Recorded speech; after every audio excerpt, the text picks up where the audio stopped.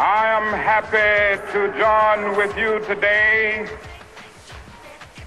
in what will go down in history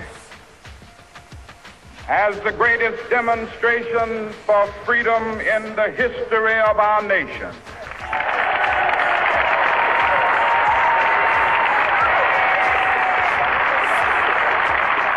I came to the realization that there was a reason why I was there in '93.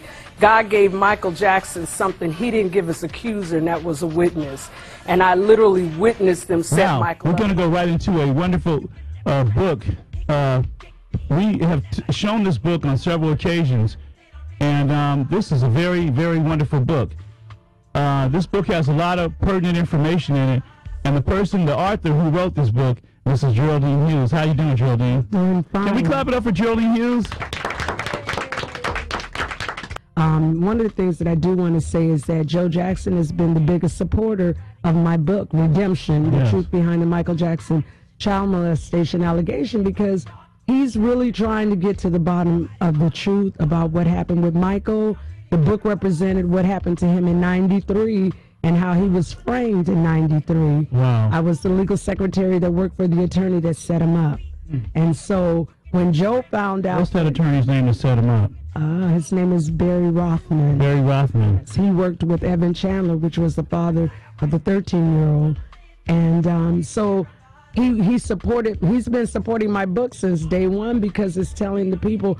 The only thing Mr. Jackson said is he wanted to support the book because he said it's going to prove that his son was innocent. Honestly tell you, if it wasn't for the book, no one would have ever known what happened in '93. This is all complete conspiracy. You have to know that. So go right ahead. Let's talk a little bit about your book.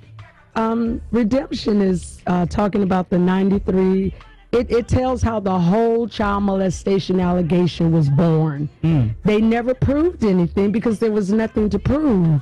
Okay, so what the book is talking about, there's another element, and that was the extortion scheme. Can I say something? Sure. Now, do you remember the guy that had his son to say that he was molested by Michael Jackson? Yes. I heard that after Michael passed away a month later, that guy accidentally committed suicide. Not accidentally, he committed suicide, right? Yes. Do you think that somebody accidentally helped him commit suicide? I think that's an absolute good assumption. Oh my gosh, I wonder if that has something to do with Sony and AEG. No, I'm just kidding.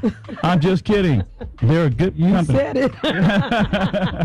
Well, okay. Now, and then the little boy, well, he's a grown man now, who did receive over $20 million from, now I understand that he is petrified of coming out into the public because the Michael Jackson fans do not like him. Well, it's you know, what I say in Redemption is what profits the world. What profits a man to gain the whole world and lose his soul? Man, so what good is $20 million and you can't show well, you know the guy that was the 12 disciples of Jesus, and then there was a guy named Judas. Absolutely. So are you thinking that this kid's feeling like Judas now? Well, you know, we did hear reports where after Michael passed, well, I can tell you before Michael passed, he was already proclaiming that Michael was innocent. It's just no one was reporting it. Wow. It's not that he hadn't already said it. It's just that his words were not being reported. So I heard that he came on TV and said that he actually fabricated the information that he never was molested by Michael Jackson. Now, this is what I heard.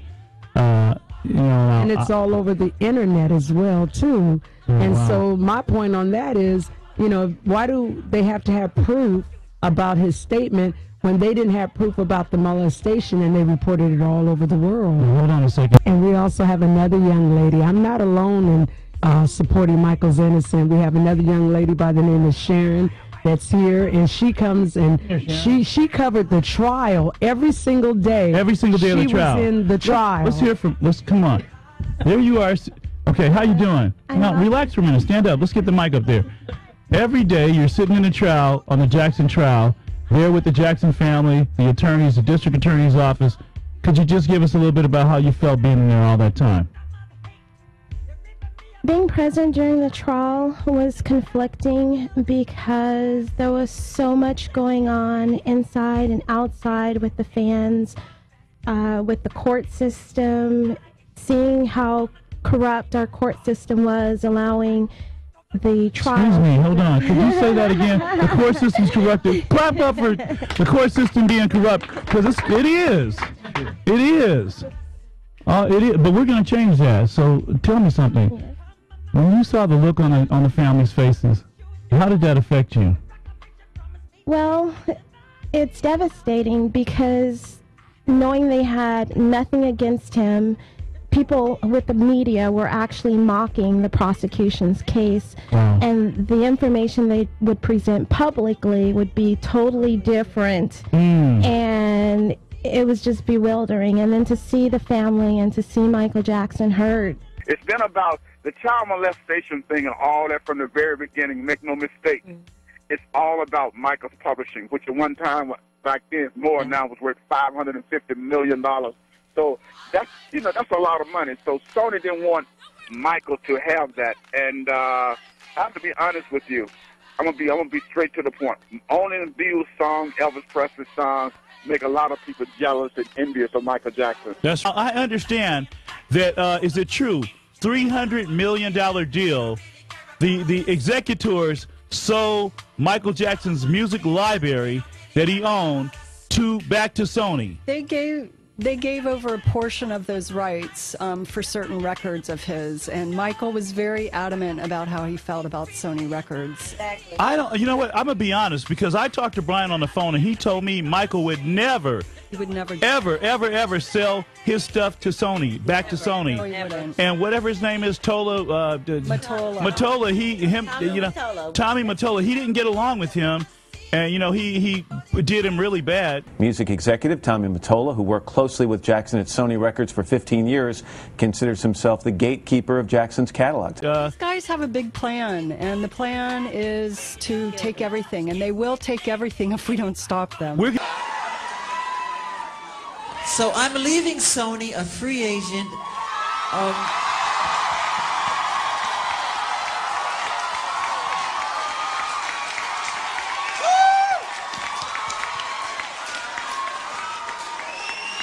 Owning half of Sony, and I'm leaving them, and they're very angry at me because of it. But I just did good business, Negro is still languid in the corners of American society, finds himself in exile in his own land. There are those who are asking the devotees of civil rights, when will you be satisfied? We can never be satisfied as long as the Negro is the victim of the unspeakable horrors of police brutality.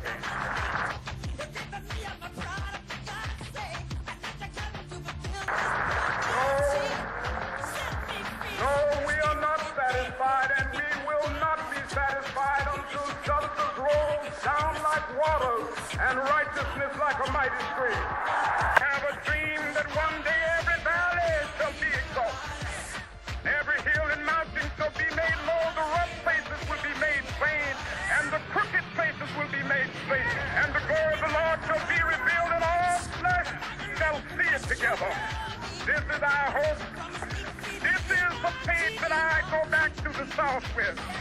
With this faith, we will be able to hew out of the mountain of despair a stone of hope. With this faith, we will be able to transform the dangling discords of our nation into a beautiful symphony of brotherhood. With this faith,